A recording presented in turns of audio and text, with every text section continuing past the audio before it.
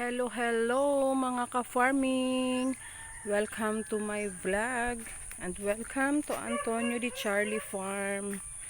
So ngayong umaga guys ay mag-visit lang ako sa aking mga tanim. Hindi tayo pwede mag-work ngayong umaga dahil Sunday magsisimba kami. So ito ayan, ito yung mga pipino guys na pinaakyat ko sa balad. Ayan, ang lalaki na.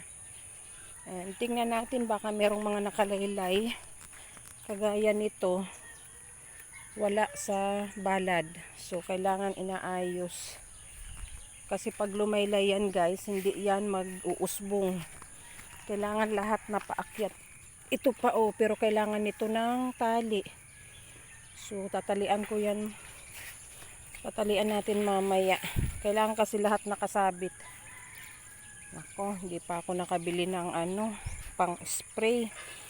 Kasi yun 400 plus yung para sa mga kulisap, yung anong tawag nito, yellow bug, yung maliliit. So ayan ang ating pipino. Nagtabi-tabi na. So kailangan na rin natin wag ka muna dumikit diyan. Kailangan na rin natin maglinis guys. Magdamo. Ayan 4 lines. So yung bago, buhay na rin yung bago kong tanim. 4 lines yung nauna, tapos yung second batch ko ay 4 lines din. So ang nagamit ko dito guys, itong 4 lines na to ay 2 sachet. And nagtry ako nung isang variety na Condor MacArthur.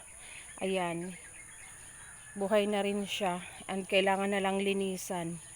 Lang siya, isang lata to na yung parang sardinas.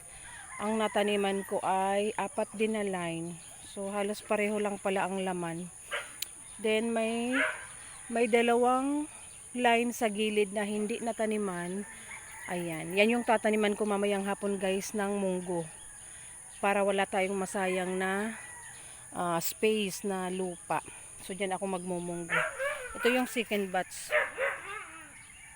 Ayan, so yan ang trabahuhin natin mamaya. Kasi yung aking sitaw, lahat na nalagyan nila mama ng tali sa baba. So ako na lang yung magpapaakyat. Ayan, hindi talaga guys maiwasan na may mga blanco. Kasi nung hindi ko pa ito napaakyat sa balad, yung iba ay naputol. Kasi yung puno nito ay malutong. Pag hindi pa natalian, napuputol na talaga. And itong space na to na walang tanim, hindi na talaga inabot ng seeds. Katulad doon yung stick ko, hindi inabot ng seeds. So okay lang yan.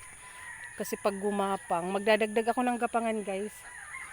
Dito sa ibabaw, papalagyan ko siya ng another isang haba ng lubid. Para yung yung gapang niya ay diretso sa itaas. Para hindi matigil yung usbong niya. Pag natigil kasi yan, yung tumitigil din ang bunga. Kailangan malawak yung gagapangan. Pareho din sila ng upo, ng patola. Kahit yung sitaw, kailangan walang nakalaylay na mga sanga. So ayan ang ating update ngayong umaga. Happy Sunday guys. Lang ako. Nag-visit lang tayo para pang-upload ngayon kasi baka busy ako sa church, so hindi ako makapag-vlog. Ayan. Thank you for watching. See you again later guys. Mag-update muna ako ng mga iba pang gulay. Thank you. Bye-bye.